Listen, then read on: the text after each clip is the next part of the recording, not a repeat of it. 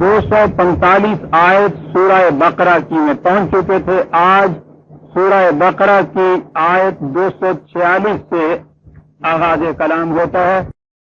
سابقہ آیات میں سلسلہ کلام یوں چلا آتا تھا. بات شروع ہوئی تو اس سے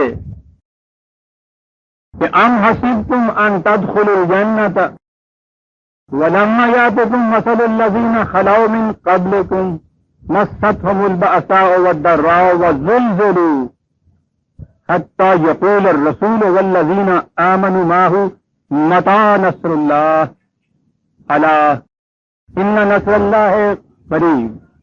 کیا تم سمجھتے ہو کہ بس یہ کہہ دینے سے کہ لا الہ الا اللہ محمد رسول اللہ تم جنت میں جا پہنچو گے؟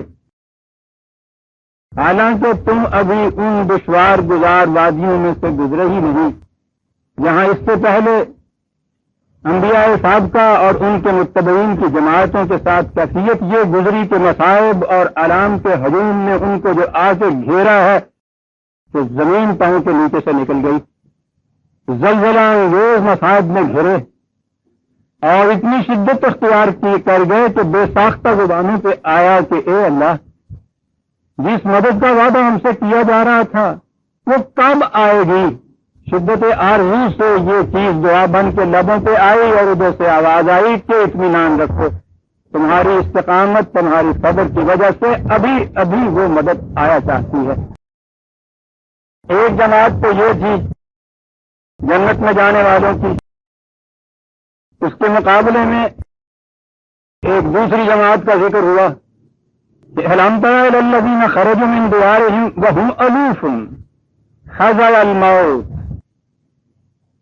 کہ تم نے اس قوم کی اس گروہ اس جماعت کی حالت پہ بھی غور کیا کہ وہ ہزاروں کی تعداد میں تھے لیکن جب ذرا سا خطرہ سامنے آیا تو کیفیت ان کی یہ ہوئی کہ بھیڑ بکریوں کی طرح گھروں سے نکل کے بھاگے موت کے ڈر سے. یہ بات سمجھ میں نہ آئی. جیسا کہ میں نے پچھلے درس میں کہا تھا موت تو سایہ ہے. اس سے ڈر کے بھاگیے تو یہ پیچھے پیچھے تمہارے آتی ہے اور اگر آپ اس کا پیچھا کریں تعاقب کے لیے تو آگے بھاگتی ہے اس کے لیے. ان کی کیفیت یہ ہوئی کہ موت کے ڈر سے وہ میدان جنگ سے بھاگ اٹھے گھروں سے ہی نکل کے بھاگ اٹھے. فقال لهم الله موتوا. کہا کہ موت سے ڈر کے بھاگتے ہو تو لو موت آ کے تمہیں چپٹ گئی. زندہ وہ رہتا ہے جو موت کی آنکھوں میں آنکھیں ڈال کے اس کی ہنسی اڑاتا ہے. آدم بمیرد از بے یقینی. مرتا وہ ہے کہ جسے اپنی زندگی پہ یقین نہیں ہوتا. پھر جب وہ کھڑے ہو گئے میدان میں ثم احیاہم تو پھر انہیں حیات تازہ مل گئی. قرآن کریم کا انداز یہ ہے کہ وہ ایک اصول بیان کرتا ہے. اس اصول کی صداقت کے ثبوت میں تاریخ سے کوئی شہادت پیش کرتا ہے. بات یہاں یہ پیش کی اور اس کی شہادت میں کہا. اب ہم آیت 246 پہ آ گئے. أَلَمْ تَرَ إِلَى الْمَلَإِ مِنْ بَنِي إِسْرَائِيلَ مِنْ بَعْدِ مُوسَىٰ. موسیٰ کے بعد قوم بنی اسرائیل کی کیفیت یہ ہو گئی تھی اور کیفیت بھی یہ ان کے عوام کی نہیں تھی. إِلَى الْمَلَإِ مِنْ بَنِي إِسْرَائِيلَ سرداران قوم کی کیفیت تھی. اور اگر اور گہرائی میں جائیے تو بات سرداران قوم کا ہی نہیں ہے. بڑی گہری بات قرآن کہہ گیا ہے. وہ مترفین جو دوسروں کی کمائی پہ عیش بسر کیا کرتے تھے ان کی کیفیت یہ ہو چکی تھی. تانا ثانیہ اور جہاد کی زندگی جمع بین النقیضین ہے. دو متضاد چیزیں ہیں جو ایک جگہ اکٹھی نہیں ہو سکتی. اسی لیے قرآن نے یہاں ایک ملا کا لفظ لا کے توجہ کا رخ اس طرف موڑ دیا کہ یہ مجاہدین کی جماعت نہیں تھی مترفین کی جماعت تھی. انہی کی کیفیت یہ ہوتی ہے جو آگے بیان کیا گیا ہے. اذ قالوا لنبی لہم ابعث لنا ملکا نقاتل فی سبیل اللہ. انہوں نے اپنے نبی سے کہا کہ ٹھیک ہے ہم خدا کی راہ میں جنگ کریں گے. عام ترجمہ یہاں ملک کا کیا جاتا ہے کہ ہم پہ ایک بادشاہ مقرر کر دیجئے. بادشاہ نہیں بات تو اس نے صاف کر دی کہ ہم جنگ میں جانا چاہتے ہیں. جنگ میں جانے والی فوج کے لیے بادشاہ کی ضرورت نہیں ہوتی، کمانڈر کی ضرورت ہوتی ہے. ملک کے معنی صاحب قوت و صاحب اقتدار ہے. سول میں صاحب اقتدار ہوگا تو وہ مثلاً کوئی سیکٹری یا کوئی منسٹر ہوگا. آرمی کا ذکر ہوگا تو وہاں صاحب اقتدار کماندار ہوگا. اس لیے انہوں نے کہا یہ تھا کہ ہم جائیں گے، میدان جنگ میں لڑیں گے، ہمارے لیے کوئی کماندار مقرر کر دیجئے. قال هل عسیتم ان کتب علیکم القتال الا تقاتلوا، کہا کہ ہمیں معلوم ہے جس قسم کی ذہنیت ہے تمہاری. ایسا نظر آتا ہے کہ اس وقت تو تم آگے بڑھ بڑھ کے یہ کہتے ہو کہ ہم جنگ کے لیے جائیں گے، ہمارے لیے کماندار مقرر کیجئے. نظر ایسا آتا ہے کہ جب تم پہ جنگ فرض قرار دی تو اس کے بعد تم میدان جنگ سے پیٹھ دکھا کے بھاگ کے چلے آؤ گے. اول تو جاؤ گے ہی نہیں، اور اگر جانا پڑا تو تمہاری کیفیت یہ ہوگی، تم اس مقام پہ پہنچ جاؤ گے کہ قرآن کے اندر، جیسا کہ میں نے اس سے پیشتر بھی عزیز عالمان 2-3 خطبوں میں بتایا تھا، کہ افتؤمنون ببعض الکتاب وتکفرون ببعض، پھر تمہاری کیفیت یہ ہو جاتی ہے کہ قرآن کریم ضابطہ ہے، قوانین خداوندی کے کسی ایک حصے پہ ایمان لاتے ہو، دوسرے حصے سے انکار کر دیتے ہو. اس کی کیفیت یہ تھی کہ قرآن میں بیان ہی ایک ہی الفاظ میں کتب علیکم القتال بھی ہے، تمہارے اوپر جنگ فرض کر دی گئی، لازم کر دی گئی ہے. جماعت مومنین پوری کی پوری جماعت کے متعلق یہ چیز ہے، اور انہی الفاظ میں ہے کتب علیکم الصیام، تم پہ روزے فرض کر دیے گئے ہیں.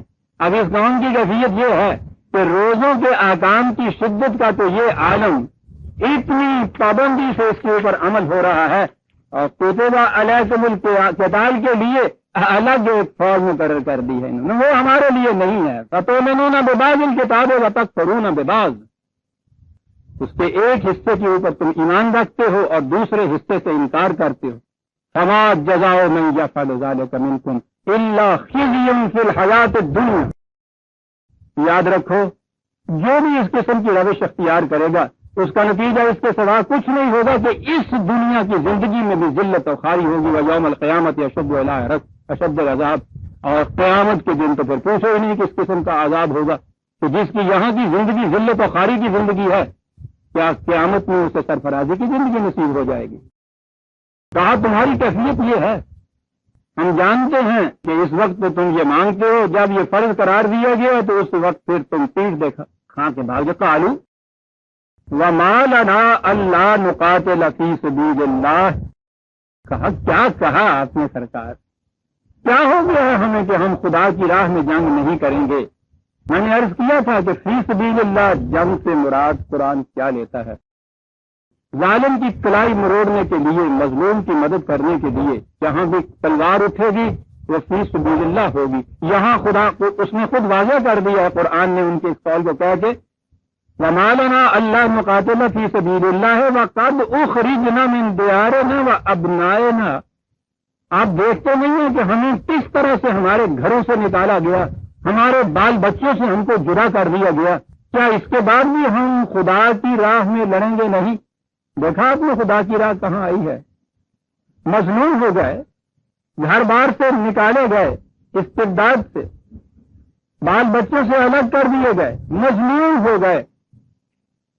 مظلوم کی جنگ خود اس کی اپنی جنگ ہو یا اس کی حفاظت اور مدافعت کے اندر کوئی دوسرا تلوار اٹھائے، یہ ہے فی سبیل اللہ جنگ.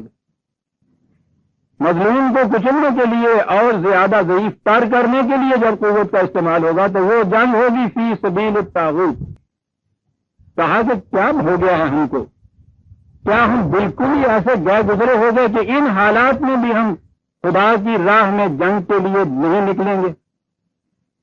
فلما کتب علیہم القتال تولوا الا قلیلا منہم، اور جب پھر ان کے اوپر جنگ فرض قرار دے دی گئی، اعلان جنگ کر دیا گیا، انہیں میدان میں آنے کے لیے کہہ دیا، تو ہوا وہی جو ان کے نبی کو ان کے متعلق اندیشہ گزرا تھا. میدان جنگ سے پیٹ لگا کے بھاگ نکلے بجز تھوڑے لوگوں کے ان کے اندر. واللہ علیم بالظالمین، عجیب چیز یہاں یہ آئی ہے ظالمین کا لفظ. آپ دیکھیے ظلم کا لفظ قرآن میں کہاں کہاں سے آتا ہے. میدان جنگ سے بھاگ آنے والے پیٹھ پہ کھا کے ظالمین کی شک کے اندر قرار دے دیے گئے. آپ کو پتا ہے کہ ظلم کے معنی کیا ہوتے ہیں؟ بنیادی معنی اس کے ہوتے ہیں جس مقام پہ ٹھیک کسی چیز کو ہونا چاہیے وہ وہاں نہ رہے تو ظلم ہو جاتا ہے. سپاہی کا مقام یہ ہے کہ مسافے زندگی میں سیرت فولاد پیدا کر اسے دشمن کے مقابلے کے لیے جنگ پہ کھڑے ہونا ہے.